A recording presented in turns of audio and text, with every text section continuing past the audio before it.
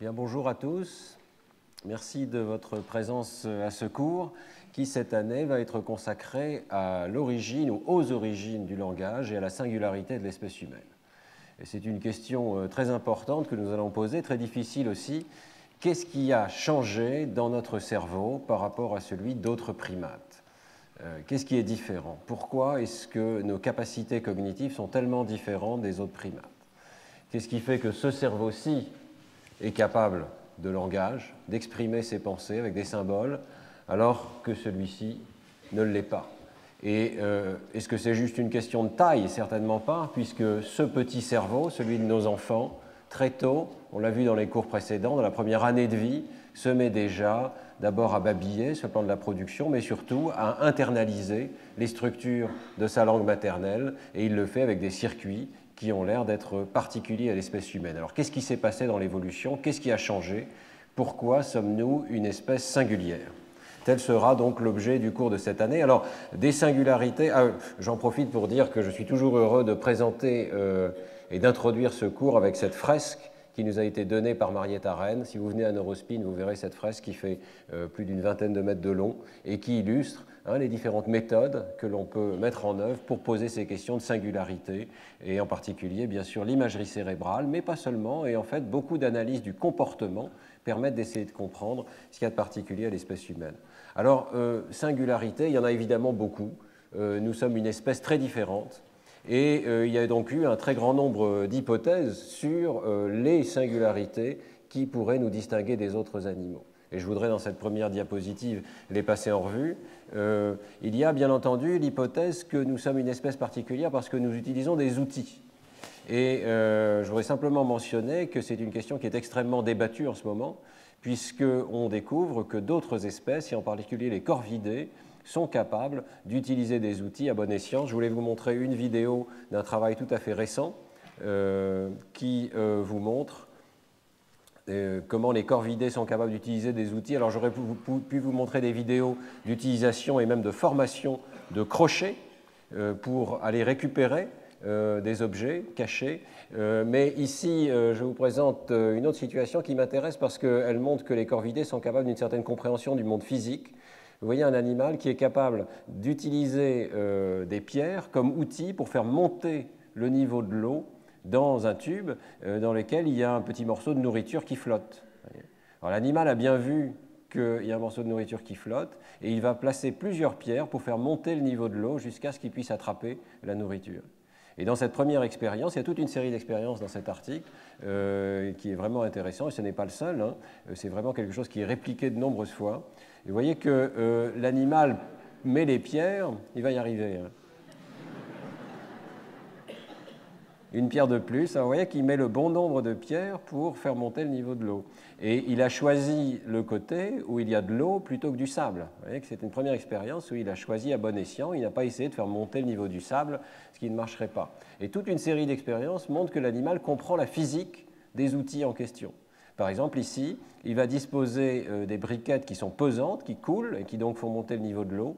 Vous allez voir qu'il va éviter, et à toute vitesse, des briquettes qui sont plus légères, qui flotteraient et qui donc ne feraient pas monter le niveau de l'eau. On va le voir à l'instant. Et hop, celle-ci n'est pas utilisable, tandis que celle-ci va l'être.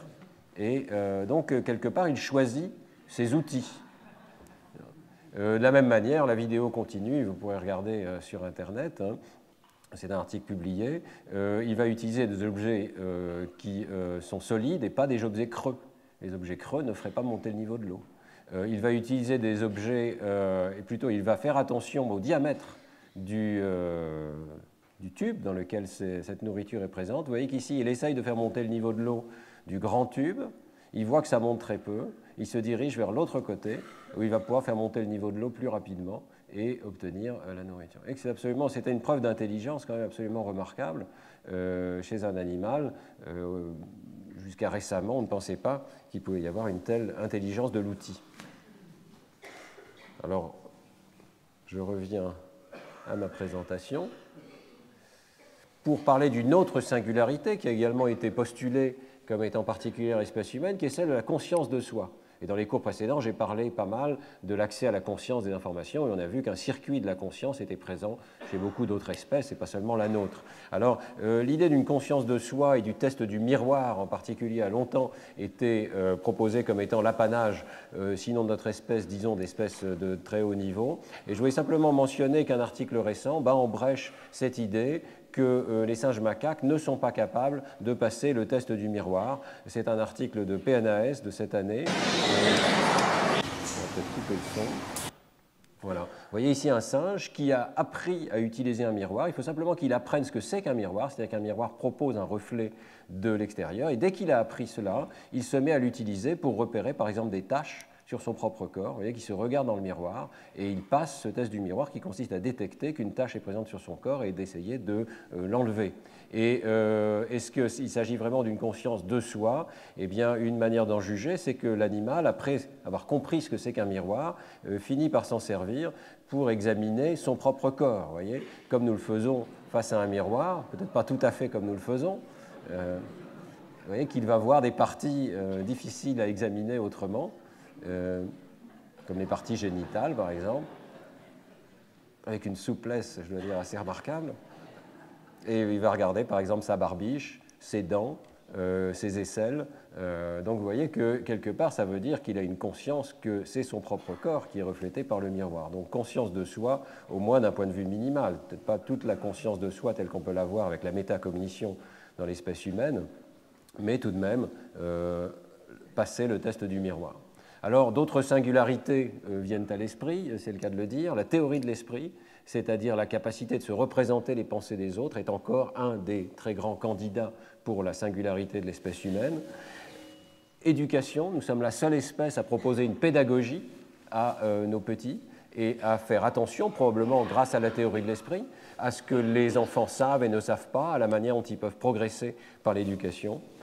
Créativité exceptionnelle, évidemment, de notre espèce, dans tous les domaines, musical, mathématiques, scientifiques. Nous sommes la seule espèce à essayer de comprendre le monde et à faire des expériences pour le comprendre.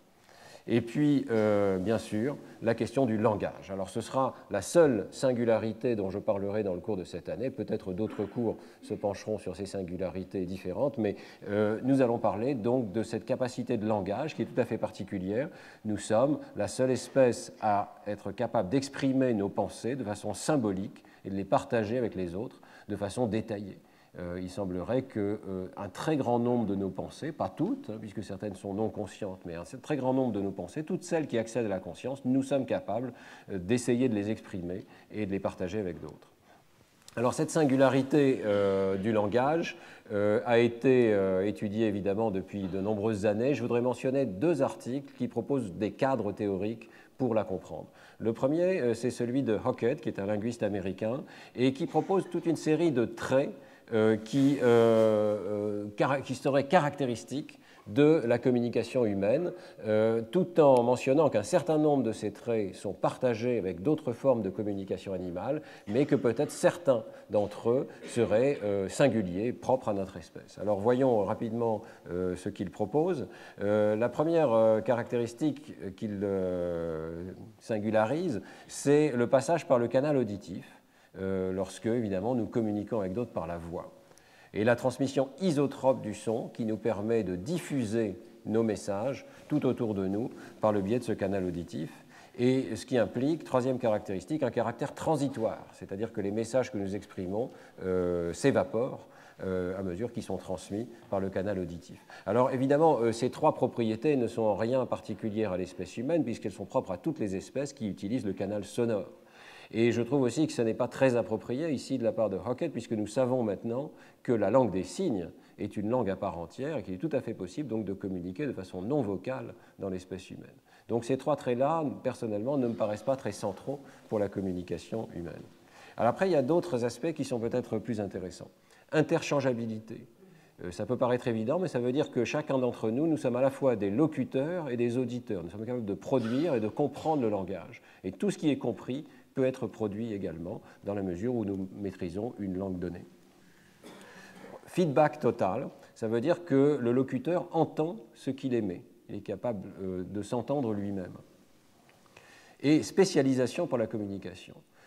ça c'est un point intéressant, nous émettons des messages, on peut dire volontairement, en tout cas intentionnellement, pour partager de l'information avec autrui. C'est important parce qu'il pourrait y avoir une forme de communication de façon accidentelle. Par exemple, imaginez que vous faites du jogging, vous mettez à respirer plus rapidement, il est tout à fait possible que les personnes qui vous entourent reconnaissent que vous êtes essoufflé simplement sur la base de ces messages que vous émettez. Mais ça n'est pas la même chose que la communication vocale qui est intentionnelle.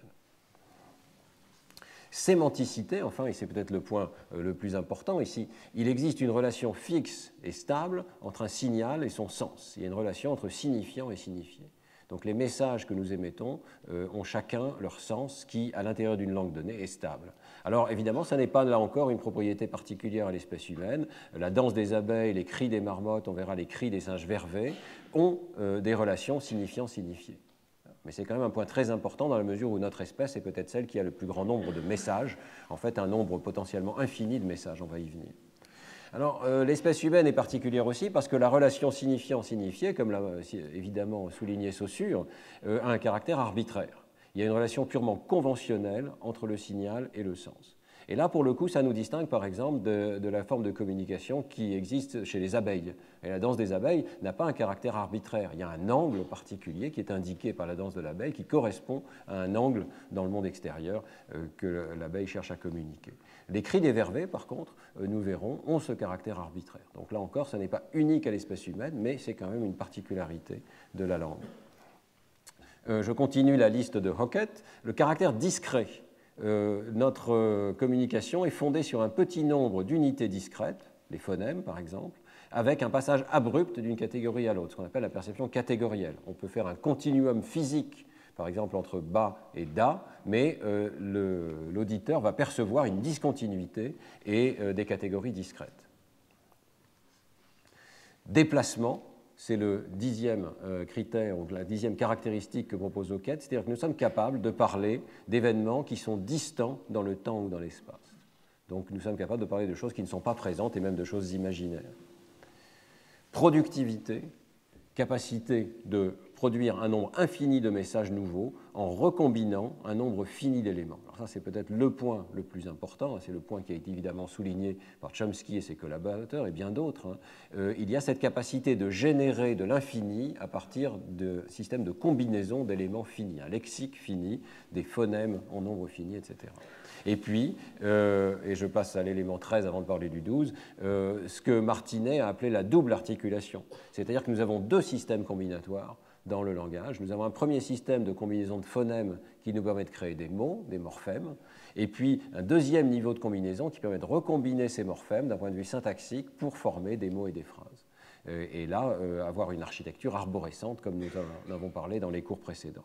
Et dernière caractéristique que souligne Hockett, il y a transmission culturelle, c'est-à-dire que ce système n'est pas figé, il est propre à une culture, à une langue particulière. Il y a une faculté de langage qui est générale, mais il y a plusieurs langues spécifiques qui sont transmises de façon culturelle.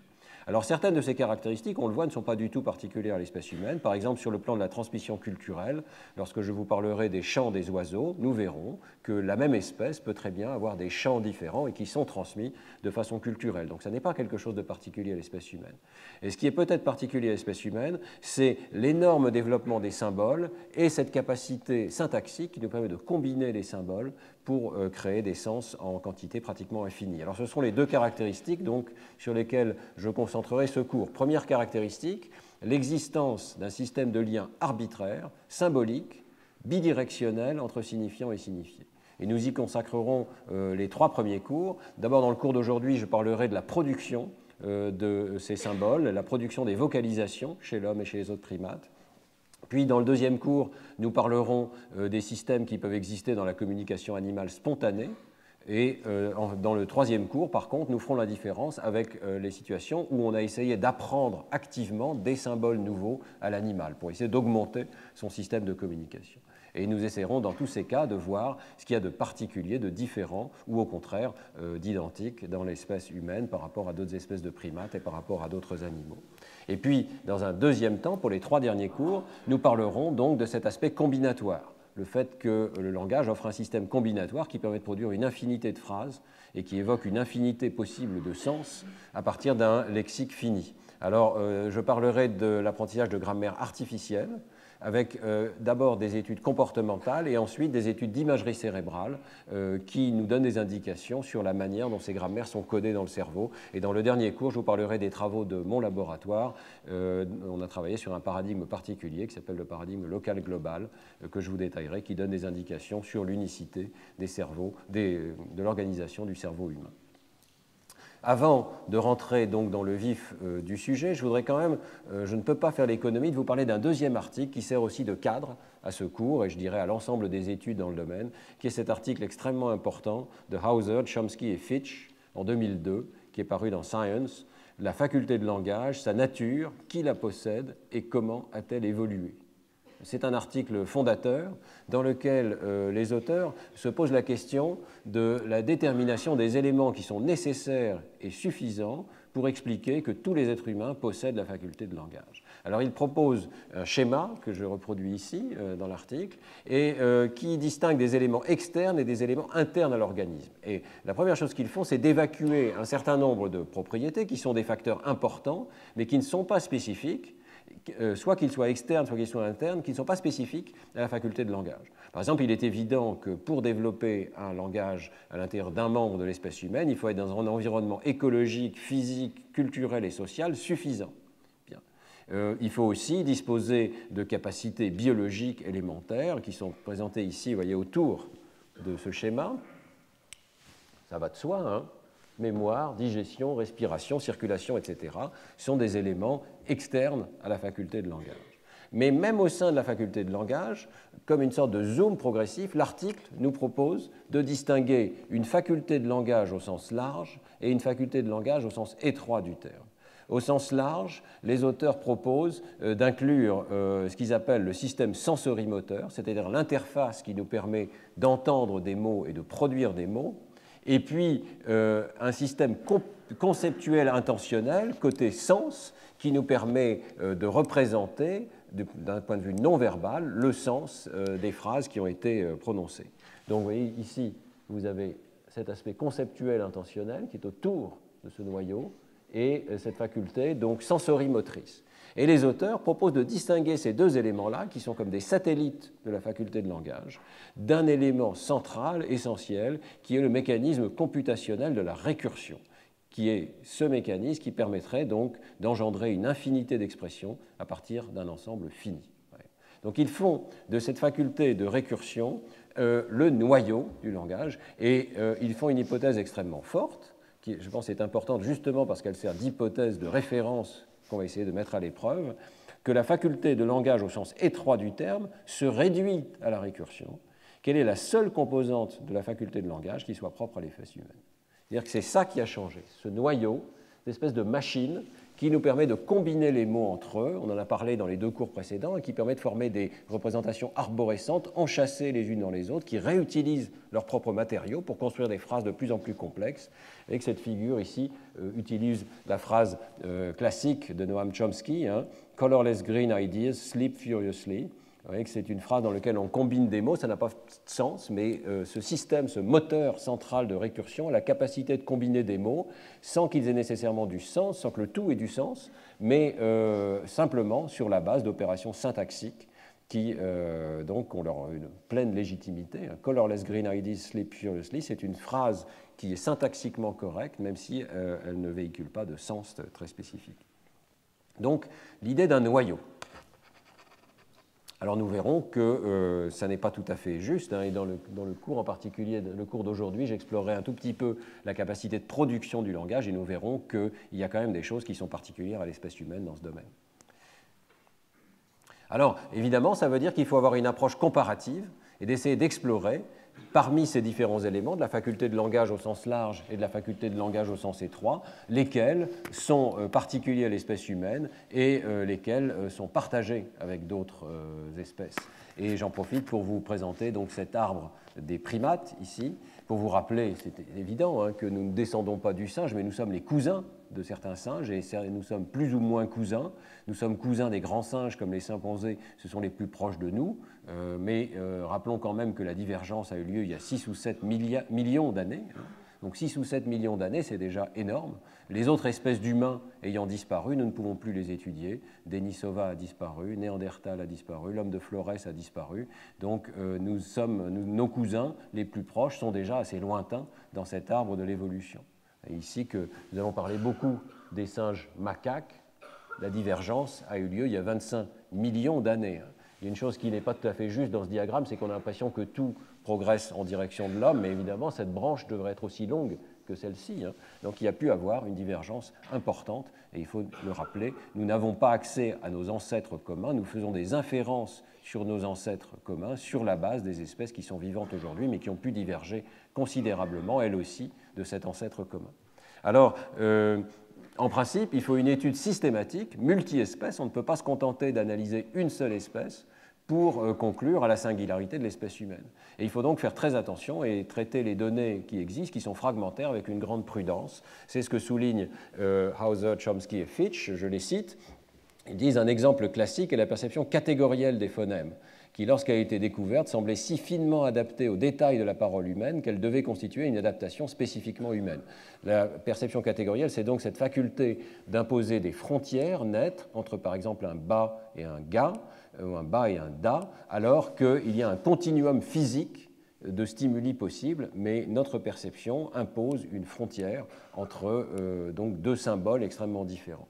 Eh bien, au départ, on a pensé que c'était vraiment quelque chose de tout à fait adapté et particulier à la perception du langage. Et je continue de citer l'article de Hauser et collaborateurs. Il a fallu quelque temps avant qu'on découvre les mêmes discontinuités perceptives chez le chinchilla, le singe macaque et même chez certains oiseaux, ce qui a conduit à la conclusion exactement opposée. Les fondements de la perception catégorielle sont une caractéristique primitive des vertébrés qui a évolué pour le traitement général de l'audition et non pas pour le traitement spécifique de la parole. Donc on a sur ce point largement changé d'avis, je n'en parlerai pas plus, mais il semble que nous réutilisions pour la perception de la parole un mécanisme de perception catégorielle qui est en fait très général et présent chez de nombreux vertébrés et dont nous avons hérité. Alors dans le cours, nous verrons également aujourd'hui que l'anatomie du larynx n'est plus considérée comme une adaptation susceptible d'expliquer la singularité de l'espèce humaine dans le domaine linguistique. L'anatomie du larynx avait été considérée comme peut-être quelque chose de tout à fait particulier à notre espèce, et nous verrons que c'est beaucoup plus compliqué que ça et qu'en fait, il y a sans doute des évolutions antérieures à l'espèce humaine. Un autre point qui est très intéressant dans l'article de Hauser et collaborateurs, c'est le fait de dire que ce ne sont pas seulement les homologies que nous recherchons, mais peut-être aussi les analogies. Alors, vous savez que c'est une distinction importante. Par homologie, on entend des ressemblances, des similarités entre des traits qui manifestent réellement l'évolution, c'est-à-dire qui nous permettent de remonter à un ancêtre commun qui aurait partagé ce trait avec nous et avec d'autres espèces. Donc on parle à ce moment-là d'homologie. Mais il peut y avoir analogie lorsqu'il y a évolution convergente, lorsque des espèces qui ne sont pas reliées directement par un ancêtre commun qui aurait partagé le trait donné possèdent toutes les deux des traits extrêmement similaires. L'analogie classique, c'est par exemple l'œil des vertébrés versus l'œil des pieuvres, qui est remarquablement similaire. À quelques exceptions près, nous avons une tache aveugle. Donc nous sommes quelque part moins bien conçus, si je puis dire, par l'évolution que la pieuvre. Mais sinon, vous voyez qu'il y a des parallèles extrêmement importants. Alors, Hauser et collaborateurs font l'argument que même les analogies sont extrêmement informatrices. Elles nous permettent de tirer des conclusions importantes. Alors je cite Hauser, Chomsky et Fitch à nouveau. L'évolution convergente de caractères similaires dans deux clades indépendantes, qu'on appelle analogie ou homoplasie, peut être tout aussi révélatrice. La remarquable similarité sans homologie de la structure de l'œil chez l'homme et chez la pieuvre révèle les contraintes sévères qu'imposent les lois de l'optique et du développement sur tout organe capable de focaliser une image sur une feuille de récepteur. Donc il y a des contraintes à la fois physiques et des contraintes sur le développement biologique. Les analogies détaillées entre certaines parties de l'œil des vertébrés et des céphalopodes mettent en évidence que chacun de ces composants est une adaptation à la formation d'images façonnée par la sélection naturelle. De plus, la découverte que des cascades génétiques remarquablement conservées sous-tendent le développement de telles structures analogues apporte des éclairages importants sur la manière dont les mécanismes développementaux peuvent contraindre l'évolution. Ainsi, même si elles peuvent sembler trompeuses pour les taxonomistes, parce qu'évidemment, elles ne reflètent pas directement l'arbre et la divergence des espèces au cours de l'évolution, les analogies fournissent des données cruciales sur l'adaptation sous les contraintes de la physique et du développement. Alors pourquoi est-ce que je cite ce paragraphe in extenso? Parce que dans le prochain cours, nous verrons que ceci s'adresse particulièrement à la comparaison du langage humain avec le chant des oiseaux. Il y a des parallèles remarquables, des analogies, puisqu'il ne s'agit pas vraiment d'homologie, nous n'héritons pas ces parallèles d'un ancêtre commun, mais il y a même une évolution génétique convergente, y compris vers des gènes tout à fait particuliers. Donc il semble qu'il y ait des contraintes neuronales, des contraintes motrices peut-être, des contraintes de circuits neuronaux qui font que les espèces qui sont capables d'imitation vocale, comme nous le sommes et comme le sont aussi certains oiseaux chanteurs, eh bien ces espèces auraient des circuits neuronaux convergents. Et on verra que ces convergences sont vraiment dans un niveau de détail absolument remarquable. Alors ce qui est important aussi dans l'article de Hauser, Chomsky et Fitch, c'est qu'il soulève vraiment toutes les questions, même celles auxquelles pour l'instant nous n'avons pas de réponse. Et donc il souligne qu'il y aura aussi deux grandes questions auxquelles il faudra répondre lorsqu'on s'intéresse à la singularité de la faculté de langage. Premièrement, est-ce que le langage a évolué de façon graduelle ou discrète? Est-ce qu'il y a eu toute une progression continue qui nous a permis d'avoir un proto-langage, puis un langage de plus en plus complexe, puis finalement le langage tel que nous le connaissons aujourd'hui, ou bien est-ce qu'il y a vraiment quelque chose qui a changé brutalement avec cette faculté de récursion? Et puis deuxième question, le langage est-il une adaptation à la communication, c'est-à-dire que la pression d'évolution s'est exercée pour avoir une communication qui soit de plus en plus efficace, ou bien est-ce que c'est une adaptation à un autre problème computationnel avec exaptation, c'est-à-dire qu'on a recyclé, en quelque sorte, on a réutilisé un système qui avait évolué pour une autre fonction. Alors, pour eux, il faut distinguer à nouveau la faculté de langage au sens large et la faculté de langage au sens étroit. La faculté de langage au sens large possède une longue histoire évolutive qui précède de beaucoup l'émergence du langage humain. Les primates non humains, et en fait l'ensemble des vertébrés sont loin d'être dépourvus de compétences à la fois sur le plan sensorimoteur et sur le plan conceptuel. Sur le plan sensorimoteur, on va le voir aujourd'hui avec la production vocale, il y a des capacités de production vocale qui sont importantes chez d'autres espèces que la nôtre. Sur le plan conceptuel, on en a parlé dans beaucoup des cours précédents. Je vous renvoie par exemple au cours sur le cerveau statisticien ou le traitement des nombres dans le cerveau. On a vu dans ces deux cas qu'il y avait des capacités remarquables de traitement de haut niveau, de compréhension du nombre, mais aussi on pourrait parler de l'espace, on pourrait parler de la reconnaissance visuelle. Dans tous ces domaines, les animaux sont capables d'abstraction conceptuelle. Donc, je ne suis pas loin de rejoindre Hauser, Chomsky et Fitch sur ce point-là. Les aspects de la périphérie, si l'on peut dire, de la faculté de langage au sens large du terme, ces aspects conceptuels intentionnels et ces aspects sensorimoteurs sont déjà présents dans une certaine mesure chez d'autres espèces que la nôtre. Ça ne veut pas dire qu'il n'y a pas eu d'évolution de ces aspects-là aussi, on va le voir aujourd'hui.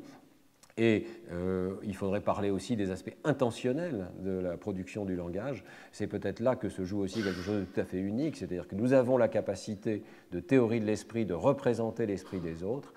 C'est peut-être une motivation particulière à communiquer qui a changé également. Je n'en parlerai pas plus dans ce cours, mais gardez ça à l'esprit. C'est un aspect de l'interface du langage, mais nous développons des systèmes de langage parce que nous savons que dans l'esprit des autres, il n'y a pas la même chose que dans le nôtre. Nous avons une théorie de l'esprit des autres qui nous fait penser que c'est utile de communiquer parce que d'autres savent des choses que nous ne savons pas et nous savons des choses qu'eux ne savent pas. Donc cet aspect théorie de l'esprit est probablement très important dans la motivation à communiquer et c'est un aspect qui est développé par exemple par Mike Tomasello et collaborateurs d'une approche extrêmement différente de celle de Chomsky, de Hauser, de Fitch, mais qui a aussi son importance. Mais je reprends donc l'article de Hauser, Chomsky et Fitch pour vous dire que pour eux, ce sont les calculs spécifiques de la faculté de langage au sens étroit du terme, donc, qui paraissent extrêmement limités chez les autres animaux. Il y a un aspect noyau de faculté qui semble tout à fait particulier ici. Et dans l'hypothèse minimaliste, qui est maintenant très répandue en linguistique, il y a une idée extrêmement restreinte qui est qu'il y a une opération qui a changé, c'est cette opération qu'on appelle merge, dont je vous ai parlé dans les cours précédents, qui permet de construire des arbres en recombinant les objets entre eux. On peut créer un objet qui est formé d'un petit arbre avec deux objets anciens. On peut prendre deux objets, quels qu'ils soient, un mot isolé ou un arbre entier, et les recombiner pour former l'arbre constitué de ces deux composants. Donc cette opération merge, c'est celle qui permet d'engendrer une infinité discrète de structures arborescentes enchâssées, serait un changement radical, brutal. Et donc la position de Chomsky et collaborateurs, c'est qu'il y a eu une apparition soudaine de cette faculté dans l'évolution, et que ça n'est pas vraiment une adaptation, mais c'est un sous-produit de contraintes préexistantes. Donc c'est quelque chose qui est apparu brutalement en recyclant, en réutilisant des circuits qui servaient autrefois à autre chose, qui ont évolué pour une autre fonction. Alors, je voulais mentionner cette position particulière de Chomsky et de ses collaborateurs. Je pense que nous ne disposons pas des données particulières qui nous permettent de conclure pour l'instant. Qu'est-ce que c'est, au passage, que cette notion d'un écoinçon, ce qu'on appelle en anglais spandrel? C'est une notion assez subtile de la théorie évolutionniste qui a été proposée par Stephen Jay Gould, et c'est l'idée qu'il y a des structures physiques qui apparaissent nécessairement lorsqu'il y a une construction dans l'organisme. Alors, spandrel, c'est un terme d'architecture qui signifie ces espaces, ces écoinçons en français, qui sont ces espaces qui apparaissent naturellement lorsque vous construisez par exemple une basilique, ces espaces qui apparaissent à la jonction des piliers et des coupoles. Vous voyez qu'il y a forcément une sorte d'espace triangulaire qui apparaît là et qui a été réutilisé par les artistes, notamment à la cathédrale Saint-Marc, comme support pour créer des œuvres d'art magnifiques. Par exemple, les 4 évangélistes vont être figurés sur les 4 écoinçons autour de la coupole centrale. Alors, cet exemple est utilisé par Stephen Jay Gould pour dire, vous voyez, il peut très bien y avoir des contraintes physiques qui font qu'à l'intérieur d'un circuit, quelque chose de nouveau apparaît au fil du développement et va être disponible pour l'évolution, va pouvoir être disponible pour être exapté, c'est le terme qu'il utilise, non pas adapté, c'est-à-dire il n'y a pas eu d'évolution spécifique pour cette fonction-là, mais exapté, réutilisé pour une nouvelle fonction. Alors, je voulais mentionner ces deux débats parce qu'ils sont importants, mais je vais dire tout de suite que nous n'aurons pas la réponse à ces deux questions. Est-ce qu'il y a eu une évolution saltatoire avec vraiment apparition de quelque chose de très nouveau? Et puis, est-ce qu'il y a eu préadaptation ou bien au contraire, est-ce qu'il y a une exaptation d'un phénomène physique nouveau? Nous ne le savons pas. La position de Chomsky me paraît plausible, c'est-à-dire qu'il y a vraiment quelque chose de particulier avec cette capacité de récursion qui apparaît dans le cerveau, mais il faut considérer quand même qu'il y a au moins 3 millions d'années d'évolution des hominidés, qu'il s'est passé énormément de choses, qu'il y a eu de nombreuses espèces durant cette période, et donc il est très possible quand même, et peut-être même plausible, qu'il y ait eu des étapes intermédiaires et qu'il n'y ait pas eu l'apparition d'une capacité de récursion de façon absolument immédiate et soudaine. Donc nous ne le saurons pas. Nous ne le saurons pas pour l'instant, en tout cas. Peut-être que l'approche génétique permettra d'en savoir plus à l'avenir. Alors, l'article de Hauser, Chomsky et Fitch se termine par cette table qui est extrêmement intéressante parce qu'elle nous montre toute la variété des approches que l'on peut avoir pour essayer de comprendre l'évolution du langage. Et l'approche se situe évidemment aux 3 niveaux qu'il distingue. D'abord, au niveau sensorimoteur, on peut étudier par exemple les capacités d'imitation vocale des autres animaux. Est-ce qu'elles se rapprochent des nôtres? Le rôle des neurones miroirs dans cette imitation, la discrimination des sons et la présence de discontinuité ou pas, la perception catégorielle, et puis bien sûr l'aspect production des sons ou production des gestes, l'anatomie et la biomécanique du tract vocal.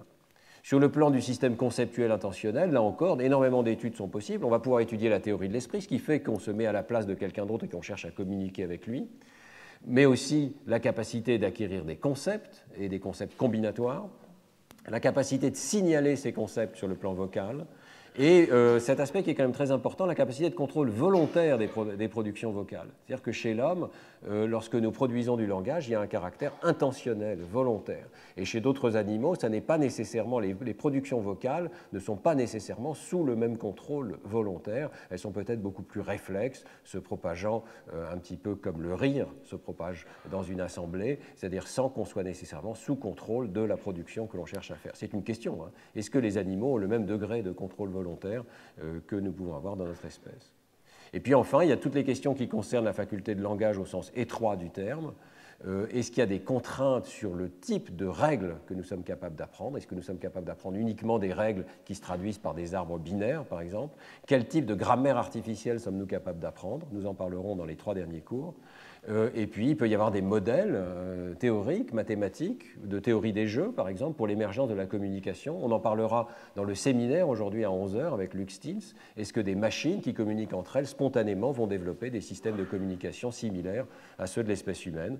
Et Hauser, Chomsky et Fitch, de façon intéressante, vont jusqu'à souligner que l'étude du nombre ou l'étude de la perception musicale peuvent être des fenêtres sur l'évolution du langage. Pourquoi? Parce que dans le nombre aussi, comme l'a toujours souligné Chomsky, il y a, au moins dans l'espèce humaine, cette capacité de produire de l'infini à partir d'un nombre fini d'éléments. Avec les 10 chiffres et un système combinatoire, nous sommes capables de parler de nombres en quantité infinie, jusqu'à des nombres extrêmement grands, des nombres qui n'auront aucun rapport avec la réalité physique, mais que nous sommes capables de penser, parce que nous avons ce système combinatoire.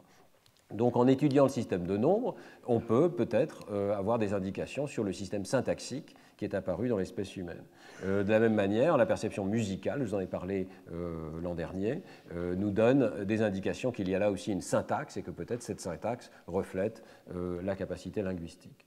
Alors vous vous souvenez que le cours de l'an dernier avait quand même été nuancé sur son point, puisqu'on avait conclu qu'il y avait effectivement plusieurs langages dans le cerveau humain, langage pour la communication, langage mathématique, langage musical, mais qui ne faisaient pas nécessairement appel aux mêmes aires cérébrales, et qu'en particulier le langage mathématique et le langage parlé faisaient appel à des aires extrêmement différentes dans le cerveau, pratiquement sans aucun recouvrement dans le cerveau. C'est en tout cas la conclusion de certaines des études de mon laboratoire.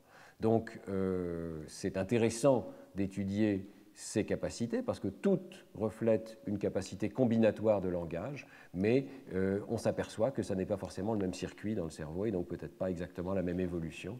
J'avais évoqué cette possibilité que les capacités mathématiques et scientifiques soient apparues plus tôt dans l'espèce humaine que les capacités de communiquer ces représentations mentales. C'est une spéculation, mais compatible avec l'évidence issue de la paléoanthropologie. Alors, aujourd'hui, nous allons donc parler, après cette introduction, nous allons donc parler plus spécifiquement de cet aspect que Hauser, Chomsky et Fitch considèrent comme périphérique, la capacité de produire des sons du langage et de les communiquer à d'autres. Donc l'anatomie et la biomécanique du tract vocal. Pourquoi en parler? Eh bien parce que c'était une hypothèse ancienne, mais assez forte, qui avait été proposée par Philippe Lieberman en particulier, que c'était quelque chose qui nous distingue radicalement des autres singes. Nous avons un conduit vocal qui permet la production des voyelles et des consonnes d'une manière totalement différente, d'après Lieberman, du conduit vocal des singes. Pour lui, c'était extrêmement clair, les primates non humains, je lis la légende de cette figure, de cet article de Science 1969, qui a été extrêmement influent pendant de nombreuses années. Les primates non humains, il leur manque une région pharyngée où la langue, les racines de la langue sont attachées et forment un mur qui peut se déplacer. Donc les primates non humains, il leur manque ce mécanisme de production de la parole, où la région en arrière, dans le larynx, est variable et peut être manipulée, peut être déplacée de façon indépendante des régions antérieures des articulateurs vocaux. Alors, Lieberman s'appuyait sur de nombreuses études, et notamment cette revue de Kellogg que je vous ai citée ici. Il y a eu effectivement de très nombreuses études qui ont cherché à faire produire des sons du langage à des primates non humains. Et notamment l'étude de Keith et Catherine Hayes, qui avaient adopté une chimpanzé, Vicky, à la maison, et qui avait essayé de lui faire produire des sons du langage. Et l'article de revue de Kellogg passe en revue toute une série d'autres études similaires. Vous voyez que ce sont souvent des couples qui ont adopté des chimpanzés à la maison en pensant que c'était simplement une question d'environnement, d'éducation, et qu'il suffirait de les placer dans un environnement humain, et on verrait apparaître une capacité de production du langage. Et ces capacités de production du langage se sont avérées absolument quasiment nulles. L'article de Hayes dit « Nous sommes parvenus qu'à faire produire au chimpanzé Vicky des versions reconnaissables des mots papa, mama et cup, et une tendance à émettre le son up ». Mais elle n'avait qu'une seule voyelle pour tous ces mots, une sorte de chuchotement guttural exagéré. Je vais vous faire écouter ces productions, vous verrez que c'est vraiment très très éloigné des productions vocales humaines. Ah, je vais remettre le son. Donc, là, c'est cup.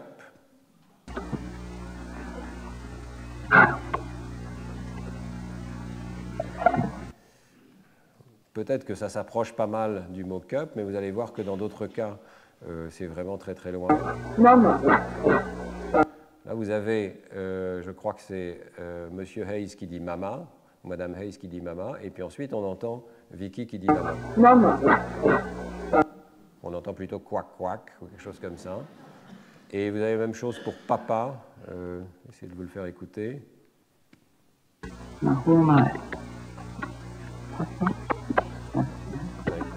Quelque chose comme ça. On entend mal. Hein. Quelque chose comme ça. Très très difficile évidemment pour ces animaux de produire quelque chose qui ressemble à du langage, malgré des mois, des années d'entraînement. Et donc Kellogg conclut qu'il n'y a pas la moindre suggestion que le chimpanzé, on parle du chimpanzé, hein, pas des singes macaques, hein, essaye de reproduire la moindre vocalisation humaine. Aucun grand singe n'a jamais été décrit qui babille ou qui gazouille, ce qui chez l'enfant paraît une étape indispensable à l'articulation ultérieure des mots. Donc là, il y a une différence radicale. C'est vrai que les autres singes ne babillent pas, ne produisent pas des sons du langage. Et pour Lieberman, c'était vraiment quelque chose de radicalement différent. Alors, c'est vrai que si on réfléchit à la manière dont nous produisons les sons du langage, ce que je fais en ce moment même, hein, eh bien, c'est quand même un acte moteur absolument extraordinaire. C'est peut-être l'acte moteur que nous produisons dans l'espèce humaine le plus raffiné. Si on peut le comparer à une sonate pour piano d'un pianiste exceptionnel. Nous coordonnons à chaque instant plusieurs dizaines de muscles, des lèvres, de la mâchoire, de la langue, du larynx, ainsi que les muscles respiratoires, pour parler à des vitesses qui peuvent atteindre 200 mots par minute. J'ai repris ici la table de cet article de Jürgens et collaborateurs qui vous montre tous les muscles qui sont impliqués. Je ne sais pas si c'est même tous les muscles, en tout cas un ensemble considérable de muscles qui sont impliqués, avec une composante dans le larynx, une composante respiratoire et une composante supralaryngée, bien sûr tous les muscles du visage, des lèvres, de la mâchoire qui sont impliqués pour faire ces mouvements. On commence à pouvoir digitaliser ces mouvements et je remercie Eddie Chang de m'avoir envoyé cette vidéo. Et, dans son laboratoire, ils arrivent à placer des points pour digitaliser les mouvements de la parole de façon relativement non invasive, voyez, par ce qu'il appelle l'articulagraphie électromagnétique mid-sagittale, et on peut obtenir des mesures très quantitatives du déplacement de ces différents aspects de notre articulateur. Hein. Donc par exemple ici, une personne qui dit une phrase. The cat's meow always hurts my ears. The cat's meow always hurts my ears. Vous voyez qu'on peut digitaliser les différents éléments des articulateurs et les voir se déplacer, les lèvres se rapprocher, s'écarter, la langue se déplacer à l'intérieur du palais de façon remarquablement souple et avec une coordination et à l'échelle vraiment de quelques millisecondes. Hein, il faut que ces mouvements soient synchrones. C'est vraiment une capacité tout à fait particulière de la production vocale. Pour autant, est-ce qu'elle est particulière à l'espèce humaine? Alors, c'est vrai qu'on peut dire que dans l'espèce humaine, la production vocale est une exaptation des organes de la respiration, de la succion et de la déglutition. Nous réutilisons un conduit qui nous sert à nous alimenter, à respirer, et nous réutilisons toutes ces parties de cet organe pour moduler la production de la parole. Bien entendu, il y a cet aspect supralaryngé, mais un composant essentiel, c'est le larynx, qui est situé ici, à l'arrière de la gorge, et qui comprend les cordes vocales. Lorsque vous faites une laryngoscopie, vous pouvez voir les cordes vocales vibrer ici. Et donc le larynx, c'est cet organe cartilagineux qui est situé au niveau de la gorge, qui abrite les cordes vocales, et au-dessus de lui se situe un os particulier, ce sera important dans quelques diapositives, qu'on appelle l'os hyoïde, qui sert de point d'attache à plusieurs muscles qui commandent notamment la mâchoire, la langue, le pharynx et le larynx. Et cet os qui joue un rôle très important de point d'ancrage qui va permettre la mobilité en particulier de la langue. Voilà. Alors, ce qui a été discuté, c'est est-ce que ce système est spécialement adapté et particulier à l'espèce humaine. On commence assez bien à comprendre comment ce système produit les sons du langage. On peut même le simuler sur ordinateur, ça n'est plus du tout une difficulté actuellement. Les choses sont bien comprises, donc on comprend par exemple que lorsque les cordes vocales vont se mettre à vibrer, elles vont générer une fréquence fondamentale particulière qui peut varier. Nous sommes capables de contrôler la fréquence fondamentale de nos vocalisations, c'est ça qui nous permet de chanter, hein, évidemment, c'est-à-dire de créer des sons avec des hauteurs tonales différentes. Et puis cette source vocale va être filtrée par le conduit vocal, qui va pouvoir changer de forme et qui comprend typiquement deux grandes régions, hein, antérieure et postérieure, chacune pouvant changer légèrement de forme. Et donc ça va servir de filtre qui va filtrer les harmoniques de cette source vocale qui est fournie par les cordes vocales. Et on va s'apercevoir dans le spectre qui est produit par exemple lorsqu'on produit une voyelle, que l'on découvre ce qu'on appelle des formants, c'est-à-dire des zones particulières du spectre. Ici, vous avez les fréquences jusqu'à 3 kHz. Et vous avez ici donc des zones particulières dans lesquelles les harmoniques passent. Le conduit vocal laisse passer certaines harmoniques et c'est ça qui va créer les différentes qualités de voyelles que nous utilisons. Donc, pour former la voyelle I, la voyelle OU, la voyelle A, vous allez placer la langue de manière à créer des filtres différents de votre organe vocal. Et les consonnes vont être créées en déplaçant de façon dynamique ces organes pour créer des transitions particulières de ces formants. Je simplifie beaucoup, mais enfin voilà en gros comment fonctionne cet organe. Donc c'est effectivement cette cavité vocale joue un rôle extrêmement important, un rôle de résonateur en quelque sorte, et c'est sa flexibilité qui permet de produire les voyelles et les consonnes que nous utilisons dans toutes les langues du monde. Alors est-ce que c'est unique à l'espèce humaine? C'est vrai que Philippe Lieberman avait insisté sur cette caractéristique particulière qui est que nous avons un organe vocal particulièrement développé parce que le larynx est très bas. Et comme le larynx est très bas, il y a vraiment deux cavités et deux mesures ici que l'on peut donner, horizontale et verticale, qui définissent un organe d'une taille importante et donc d'une flexibilité particulièrement importante par rapport peut-être à d'autres espèces de primates. C'est vrai que si vous regardez ces mêmes mesures dans un primate non humain, chez le chimpanzé ou chez le singe macaque a fortiori, vous voyez que le larynx n'est pas descendu autant. Donc cette composante verticale est beaucoup moins importante et c'est fait que ces cavités sont peut-être moins flexibles et selon l'hypothèse de Lieberman, c'est cette anatomie particulière, mais alors vraiment extracérébrale de l'organe de production vocale qui expliquerait la singularité de l'espèce humaine dans le domaine du langage. Alors, je tenais à vous montrer cette historique et cette anatomie parce que les idées ont été complètement modifiées sur ce sujet dans les dernières années. La première chose, c'est que cette descente du larynx qui serait particulière à l'espèce humaine, en fait, n'est pas particulière à l'espèce humaine et de deux manières. D'abord, au cours du développement, le larynx n'est pas descendu immédiatement, il descend en fait tardivement au cours du développement humain, et les petits-enfants produisent des sons du langage, babillent et sont capables de parler très rapidement avec un larynx qui n'est pas encore descendu. Donc la descente du larynx, quelque part, n'est pas nécessaire. On est tout à fait capable de produire des sons du langage avec une grande flexibilité lorsqu'on est un petit enfant, alors que le larynx n'est pas encore descendu. Et inversement, la descente du larynx existe également chez le chimpanzé. Voyez. Donc ce n'est pas quelque chose de tout à fait unique à l'espèce humaine, cette descente du larynx. Il y a un article de 2003 du groupe de Tetsuro Matsuzawa, qui est probablement le plus grand primatologue japonais vivant à l'heure actuelle. Et donc ils ont étudié le larynx chez les bébés chimpanzés et ils ont vu qu'il y a effectivement une descente du larynx au cours du développement, comme dans l'espèce humaine. Alors la descente n'est pas exactement identique. Et je cite l'article de Matsuzawa et collaborateurs. Chez le chimpanzé, la descente s'achève avec une descente rapide du squelette laryngé, c'est-à-dire ce cartilage qui forme le larynx, par rapport à l'hyoïde, l'os hyoïde qui est au-dessus. Mais cette descente ne s'accompagne pas d'une descente de l'hyoïde lui-même. Et ça, c'est différent de l'espèce humaine. Donc, ils arrivent aux conclusions suivantes. Notre étude conforte l'hypothèse que la descente du larynx a évolué en deux étapes. Première, une descente rapide du squelette laryngé par rapport à l'hyoïde, au moins chez l'ancêtre commun des humains et des chimpanzés. Et la seconde, la descente de l'hyoïde par rapport à la mandibule et à la base du crâne dans la lignée humaine. On est au moins conduit à réviser dans une grande mesure les hypothèses de Philippe Lieberman. Il y a une descente du larynx chez des primates non humains. Elle est simplement moins importante dans la mesure où elle concerne surtout le squelette laryngé et pas l'hyoïde. Donc il y a sans doute eu une évolution, mais avec des étapes intermédiaires. La descente du larynx et ses bases morphologiques de la production de la parole ont dû évoluer en partie durant l'évolution des hominoïdes, des grands singes, et non d'un seul coup durant l'évolution des hominidés. Donc c'est une conclusion très importante. Ça va contre cette idée chomskienne d'une évolution soudaine, d'un changement massif soudain, et ça va beaucoup plus dans le sens d'une évolution progressive de ce système de production de la parole.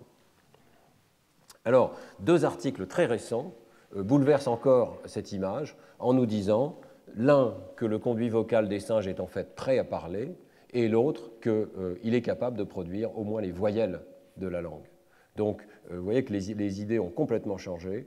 Le conduit vocal des singes est en fait capable de produire des sons du langage. Ça n'est pas une étape limitante d'après ces deux articles. Alors, laissez-moi vous les détailler. Le premier est dû justement à Tecumseh Fitch, l'un des auteurs de l'article Hauser, Chomsky et Fitch, fondateurs. Et donc, il regarde l'anatomie des conduits vocaux de singes macaques. Ils prennent des photographies, en quelque sorte, au rayon X, des radiographies de ce conduit vocal, alors que le singe place son appareil dans différentes configurations. Ici, par exemple, il produit un signal de menace, et on fait une radiographie, et on quantifie la conformation du conduit vocal. Et ensuite, tout le reste de cet article, qui est quand même assez limité, c'est fondé sur des simulations. Comme je vous l'ai dit, on peut simuler les sons qui vont être produits, qui vont être filtrés par la cavité buccale lorsqu'elle est dans une certaine conformation. Et donc, si cette conformation est de ce type-là, eh bien, on peut faire une simulation et en déduire, s'il y a une certaine impulsion en entrée, quels vont être les formants qui vont être produits par ce conduit vocal. Donc, c'est fondé sur une simulation du conduit buccal du singe macaque. Et les résultats sont assez impressionnants parce qu'ils montrent que, contrairement à ce qu'on pensait, les singes macaques sont capables, au moins sur le plan strictement anatomique, sur le plan du conduit, sont capables de produire des sons qui recouvrent très largement le triangle vocalique que l'on trouve dans les langues humaines.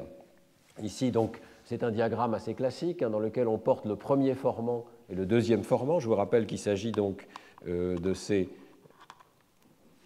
pics que l'on voit dans le spectre et qui reflètent le filtrage de la fréquence fondamentale par le conduit vocal.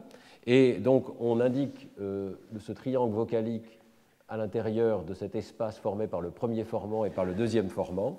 Vous avez l'espace qui est utilisé dans l'espèce humaine et vous avez l'espace qui pourrait être utilisé d'après ces simulations de Fitch et collaborateurs pour produire différentes voyelles.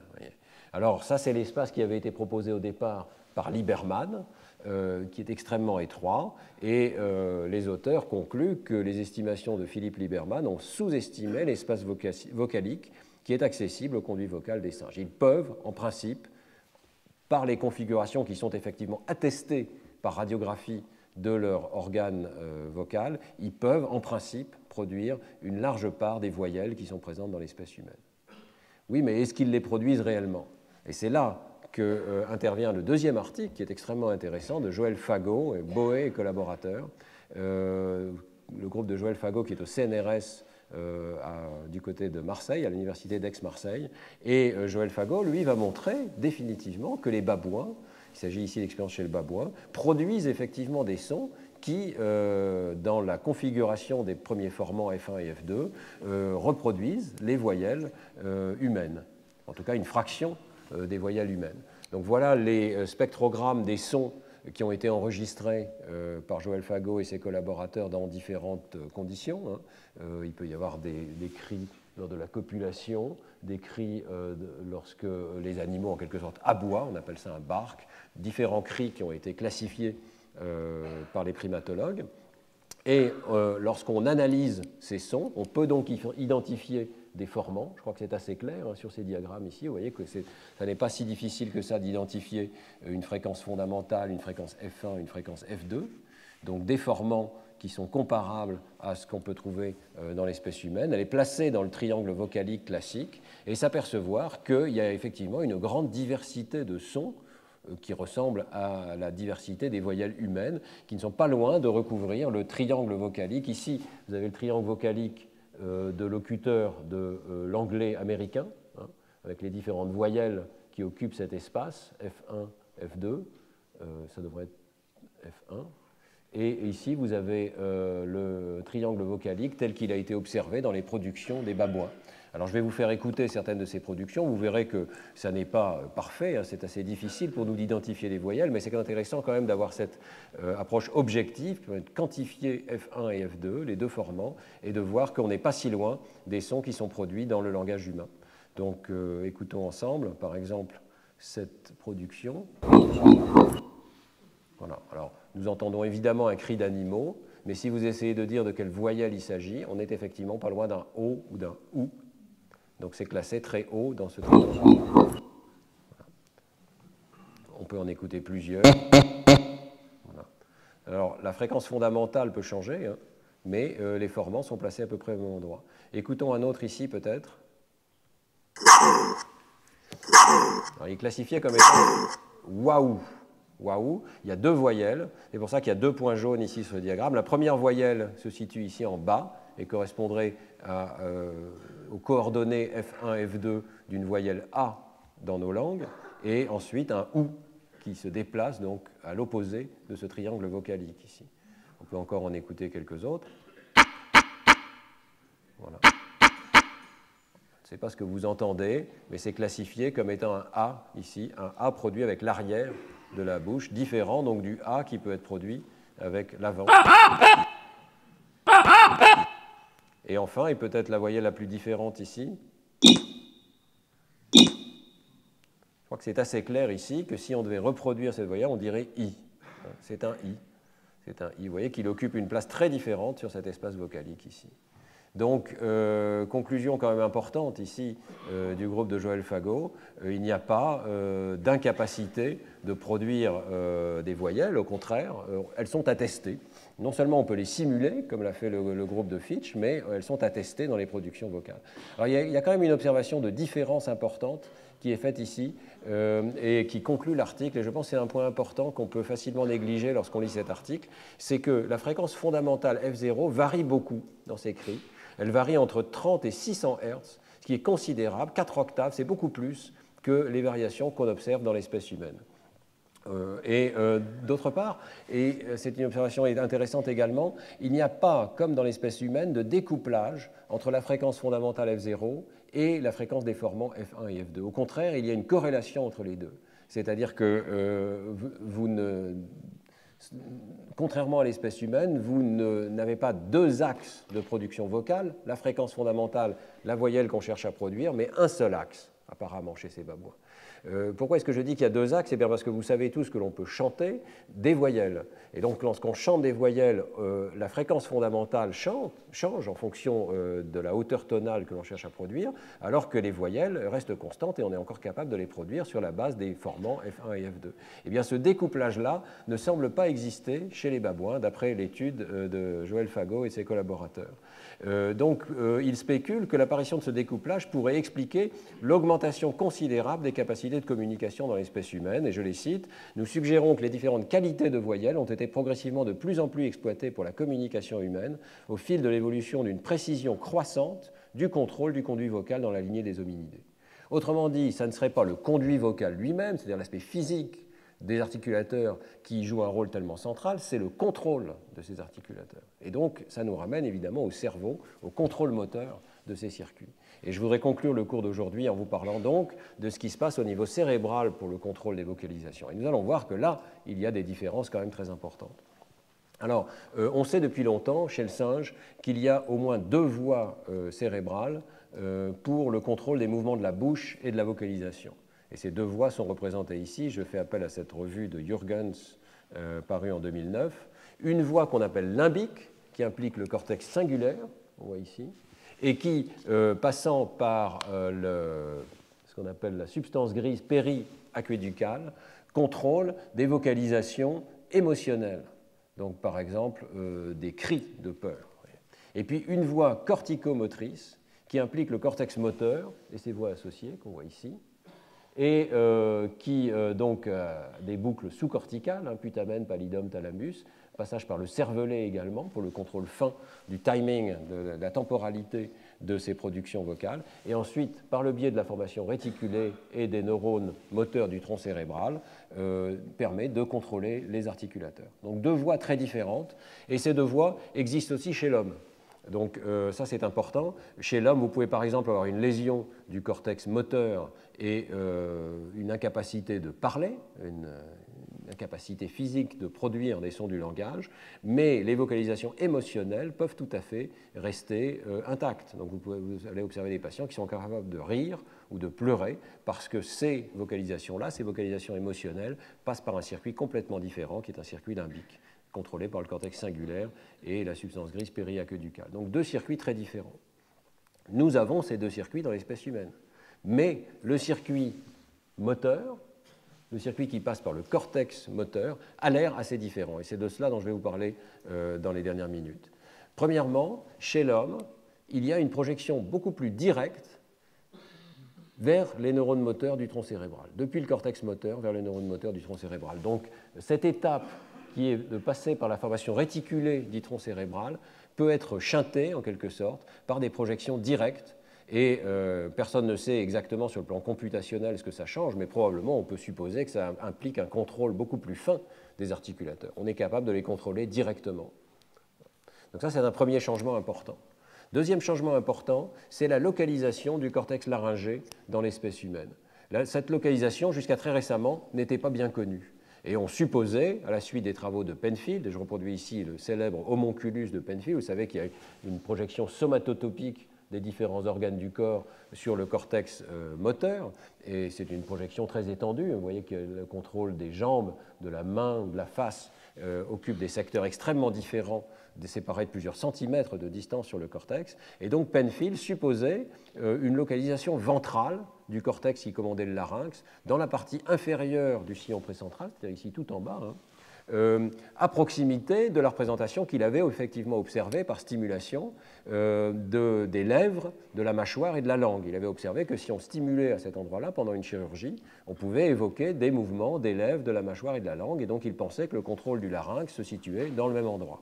Et c'est seulement récemment qu'on s'est aperçu que si on faisait de l'imagerie cérébrale de la production de la parole, eh bien on observait en fait des activations beaucoup plus dorsales, vous voyez ici, à la fois dans l'aire 4, bilatéral, dans le sillon central, et puis dans l'aire 6, avec une latéralisation apparente à gauche dans le cortex précentral. Donc des localisations qui sont beaucoup plus dorsales que cette représentation très ventrale ici, qui serait quelque part par ici, pour le mouvement des articulateurs. Et cette idée d'une région laryngée dorsale vient d'être très largement soutenue par un travail remarquable d'Edith Chang, qui est paru dans Nature en 2013, qui a regardé à nouveau, avec des enregistrements intracérébraux chez les patients épileptiques, l'organisation fonctionnelle du cortex sensorimoteur humain. Donc je vous rappelle, j'avais souvent fait appel aux travaux d'Edith Chang dans ce travail, dans ce cours sur le langage, parce qu'il est capable de faire des enregistrements de très haute densité, soit pendant une chirurgie, soit chez les patients épileptiques plusieurs jours après la chirurgie. Et ici, dans ce travail, il regarde la production du langage. Il a demandé aux patients de produire toute une série de syllabes, ba, da, ga, etc. Et il dispose aussi d'un système tout à fait particulier, c'est ça qui a vraiment permis de faire un progrès important. Il enregistre les productions des patients et il a un logiciel qui permet d'inverser et de retrouver les gestes articulatoires plausibles qui ont conduit à cette production acoustique. Donc, partant de l'acoustique, on peut reconstruire le geste moteur et la position et la dynamique des différents articulateurs. Ce que je vous ai montré tout à l'heure, c'était l'un des travaux qui permettait de conduire à cet inverseur. Alors, sur cette base-là, ils arrivent ensuite à corréler les productions acoustiques avec des gestes moteurs et ces gestes moteurs avec l'activité du cortex. Et ils s'aperçoivent qu'effectivement, il y a des territoires légèrement différents pour les corrélats de la production de mouvements des lèvres, mouvements de la langue, mouvement de la mâchoire, et vous voyez que pour le larynx, on observe deux sites différents dans le cortex moteur ici. Ce qui est reproduit dans cette carte ici, c'est les croix noires représentent les activations qui sont évoquées lorsque la personne produit des sons qui nécessitent des mouvements du larynx. Alors c'est extrêmement intéressant, il y a deux sites différents, un site ventral comme le pensait Penfield, et un site beaucoup plus dorsal. Et Edith Chang et son groupe font remarquer que le larynx sert à produire différents aspects des vocalisations, à la fois le voisement, mais aussi la hauteur, et donc les variations de prosodie.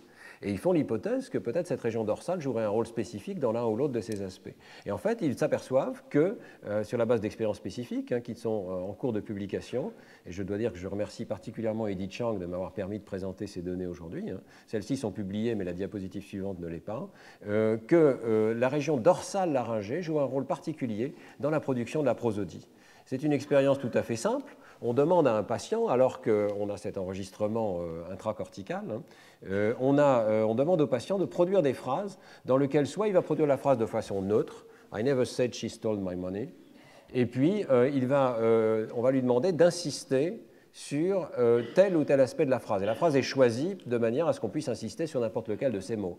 « I never said she stole my money »,« I never said she stole my money »,« I never said she stole my money », etc. Vous comprenez qu'on peut accentuer, et quand on accentue ces différents mots, eh bien, on va faire une excursion de la hauteur tonale, du pitch, et selon Eddy, donc on fait appel à une modification de la configuration du cortex du larynx.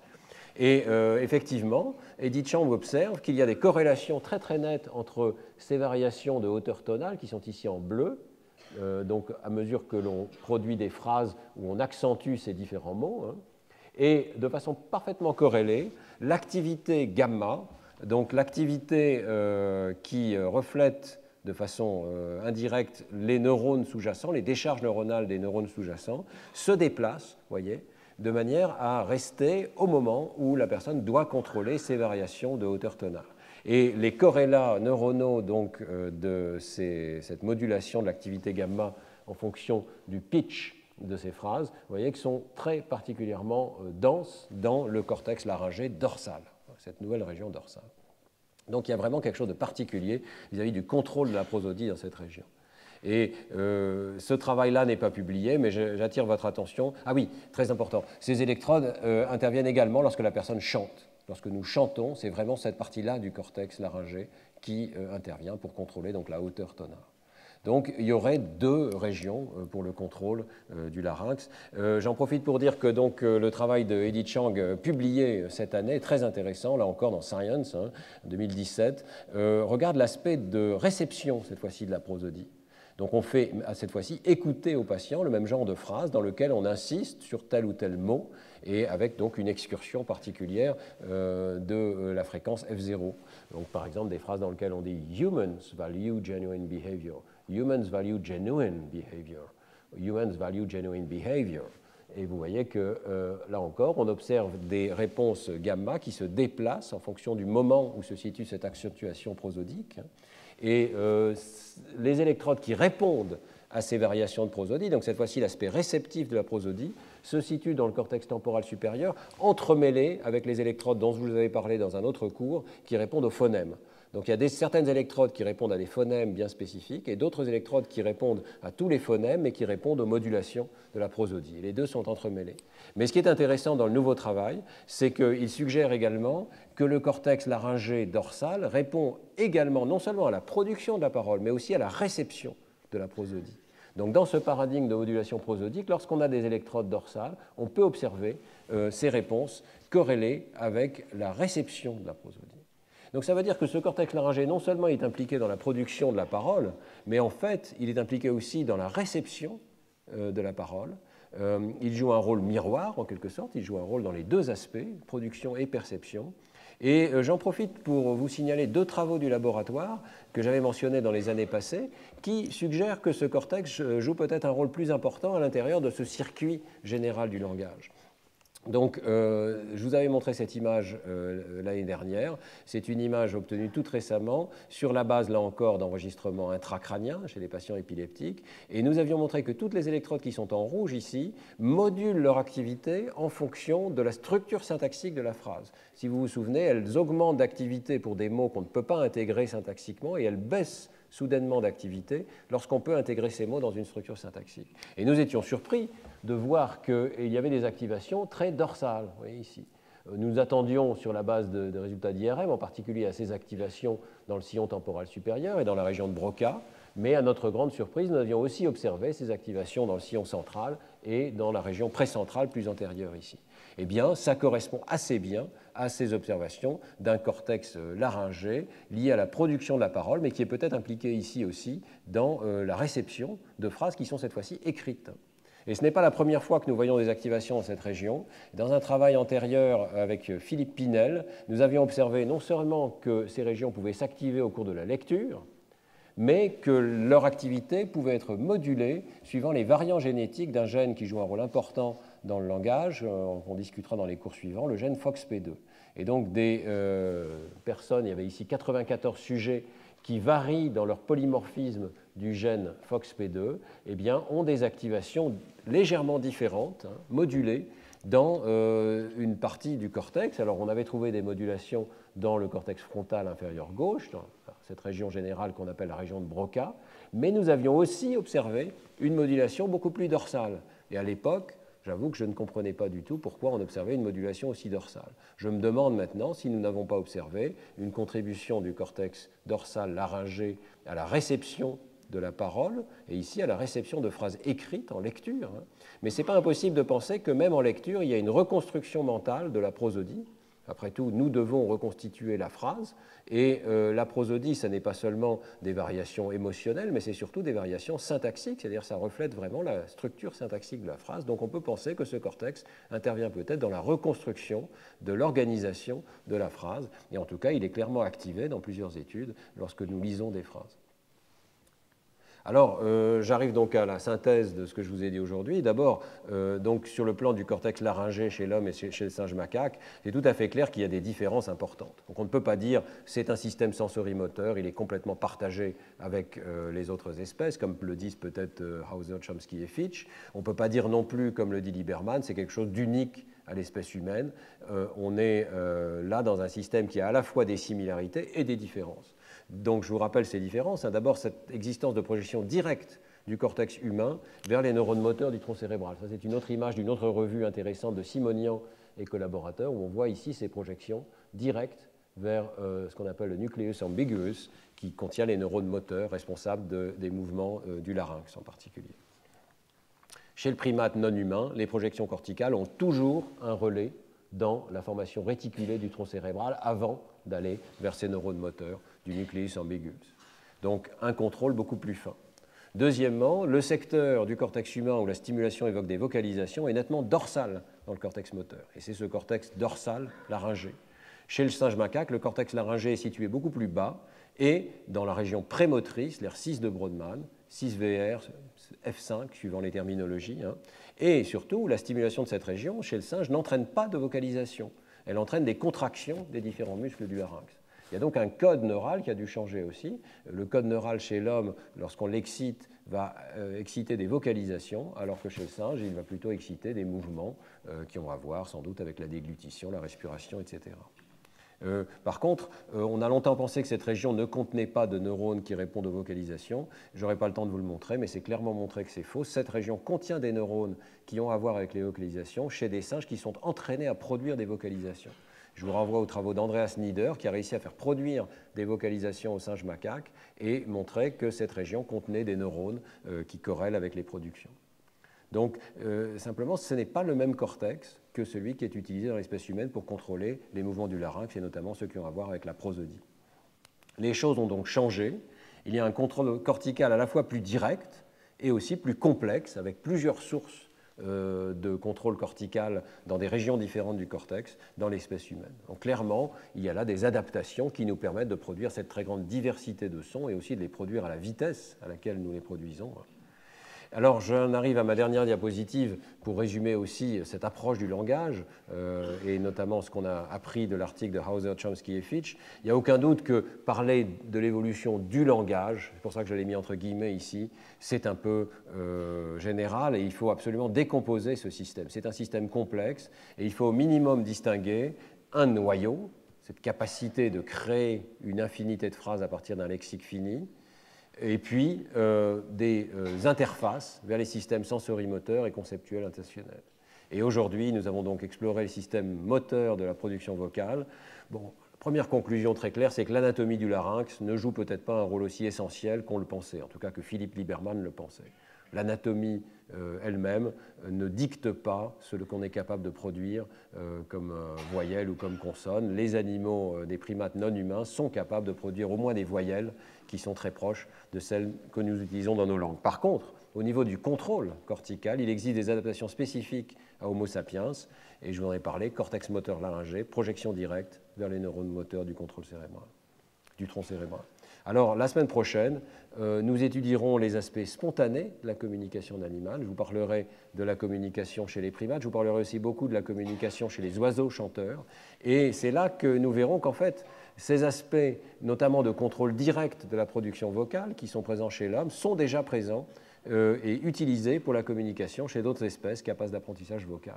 Donc ce qui est peut-être plus important, c'est de nous comparer à d'autres espèces capables d'apprentissage vocal, comme les oiseaux chanteurs, plutôt que de nous comparer systématiquement aux autres primates qui, eux, ont des capacités extrêmement limitées dans ce domaine. Ce sera l'objet du cours de la semaine prochaine. Merci beaucoup de votre attention.